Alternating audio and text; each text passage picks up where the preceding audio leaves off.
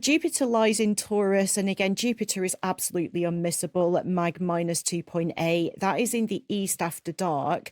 That reached opposition on Thursday the 7th, so that is going to be visible all night long, all month.